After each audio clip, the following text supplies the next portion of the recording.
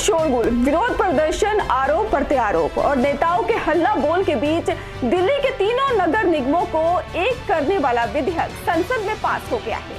लोकसभा में विधेयक पास होने के बाद एमसीडी को लेकर सियासी खींचातान और बयानबाजी तेज हो गई है। एक तरफ जहां बीजेपी अपना गुणगान किए नहीं थक रही है, तो वहीं आम आदमी पार्टी इसका अभी भी विरोध कर रही है। नमस्कार, मैं हूं आपके साथ सुमन पाल। आज इसी बात पर चर्चा करेंगे, एमसीडी के एक होने पर किसका फायदा होगा। इसके सियासी समीकरण एमसीडी के एक होने पर फिट बैठेंगे। एमसीडी के एकीकरण से किसका फायदा होगा, राजनीतिक पार्टियों का या आम जनता का, इस बात पर भी चर्चा करेंगे। ऐसा होने से क्या सच में दिल्ली का विकास संभव हो सकेगा। फिलहाल आपके मन में आता होगा कि दिल्ली एमसीडी कैसे बना, तो आपको बता दें कि 1957 में दिल्ली नगर निगम एक्ट के तहत दिल्ली नगर निगम बनाया गया। फिर 1993 और 2011 में संशोधन हुए, जिसके बाद ईस्ट, साउथ और नॉर्थ एमसीडी में निगमों को बांट दिया गया। वैसे तो दिल्ली देश की राजधानी है, लेकिन वो एक राज्य भी है जहां विधानसभा भी है और हर 5 साल बाद दिल्ली वासी अपना नुमाइंदा भी चुनते हैं। लेकिन देश के राजनीतिक नक्शे पर दिल्ली इकलौता ऐसा प्रदेश है, दिल्ली की सत्ता पर काबिज होने वाली किसी भी पार्टी की सरकार अपनी मर्जी से कुछ नहीं कर सकती और उसे केंद्र सरकार के रहमो करम पर ही निर्भर होना होगा। वो इसलिए कि 1993 में जब दिल्ली को एक राज्य का दर्जा दिया गया था, तो वो अधूरा था, क्योंकि उससे पुलिस, कानून व्यवस्था और भूमि का अधिकार छीनकर केंद्र ने अपने पास ही रख लिया। भारतीय संविधान के मुताबिक दिल्ली की हालत आज भी सबसे अजीबोगरीब है, इसलिए कि ये एक राज्य होने के साथ ही केंद्र शासित प्रदेश भी है, क्योंकि दिल्ली में आईएएस और आईपीएस जैसी अखिल भारतीय सेवाओं के लिए दूसरे प्रदेशों की तरह अपना कोई अलग काडर नहीं है। और इसके साथ ही आपको बता दें कि इन सेवाओं के लिए यहाँ से जिसका भी चयन होता, उसे केंद्र शासित यानी यूटी काडर ही अलॉट किया जाता।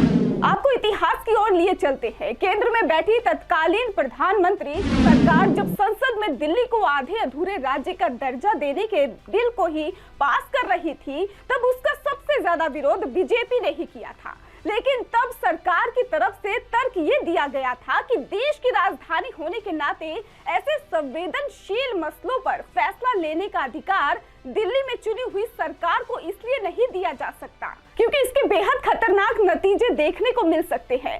लिहाजा तब से लेकर आज तक केंद्र में कई सरकारें आई और चली गई, लेकिन दिल्ली को पूर्ण राज्य का दर्जा देने की जहमत ना तो किसी ने उठाई और ना ही कोई इस पचड़े में पड़ा। लेकिन कल यानी बुधवार को लोकसभा में एक महत्वपूर्ण विधेयक पास हुआ है, जिसके सियासी मायने बहुत कुछ हो सकते हैं, लेकिन वो एक आम दिल्ली वासी की रोजमर्रा की जिंदगी से जुड़ा हुआ। ये सिर्फ आपकी जानकारी में इजाफा करने के लिए है कि दिल्ली आज भी लंगड़ा राज्य क्यों है और केंद्र में आने वाली किसी भी पार्टी की सरकार इसे पूर्ण राज्य का दर्जा देने से आखिर डरती क्यों है।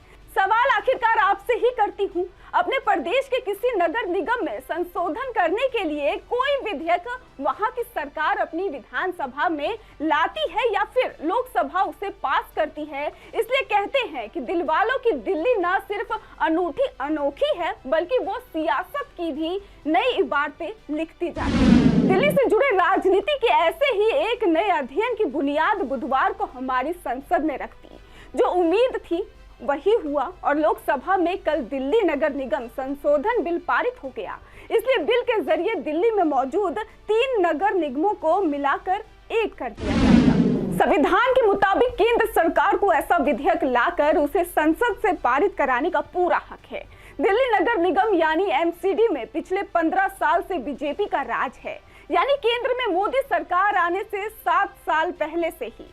इसलिए दिल्ली के सियासी गलियारों में एक बड़ा सवाल ये उठा है कि क्या बीजेपी दिल्ली के बाद पंजाब में बड़ी ताकत बनकर उभरी, अरविंद केजरीवाल की आम आदमी पार्टी से घबरा गई है, या उसे ये डर था कि दिल्ली की तीनों निगमों पर आपका कब्जा हो जाएगा और देश की राजधानी में बीजेपी की इस पराजय से एक गलत संदेश जाएगा। एक सवाल ये भी है कि तीनों निगमों का एकीकरण करने से क्या बीजेपी अपना वर्चस्व कायम रख पाएगी? ये वो सवाल है जिनका जवाब निगम चुनाव होने पर दिल्ली की जनता ही देगी। आपको बता दें कि बीते 12 मार्च को नगर निगम चुनावों की तारीखों का ऐलान करने से ऐन पहले इसे टाल देने पर दिल्ली की केजरीवाल सरकार और केंद्र के बीच जबरदस्त टकराव शुरू हो गया था। तब केजरीवाल ने कहा था कि पिछले 75 साल के इतिहास में पहली बार ऐसा हुआ होगा कि केंद्र सरकार ने किसी राज्य के चुनाव आयोग को चिट्ठी लिखकर चुनाव टालने के लिए कहा है।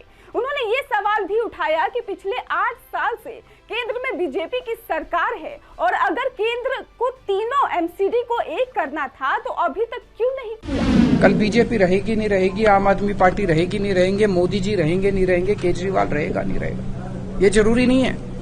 देश बचना चाहिए, देश के साथ खिलवाड़ मत करो। एक छोटे से चुनाव को जीतने के लिए आप इस देश की व्यवस्था के साथ खिलवाड़ कर रहे हैं, देश के साथ खिलवाड़ कर रहे हैं। ये क्या है?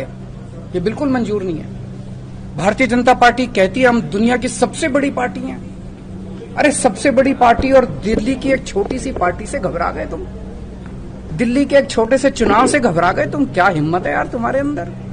लानत है तुम्हारे ऊपर। मैं चैलेंज करता हूं बीजेपी को, हिम्मत है तो एमसीडी के चुनाव टाइम पे करा के दिखाओ और जीत के दिखा दो, हम राजनीति छोड़ देंगे। लेकिन केजरीवाल के इस आरोप का जवाब देने के लिए गृह मंत्री अमित शाह कल लोकसभा में फ्रंट फुट पर आकर दिल्ली के बीजेपी पार्षदों के हौसले बढ़ाते हुए नजर आए हैं।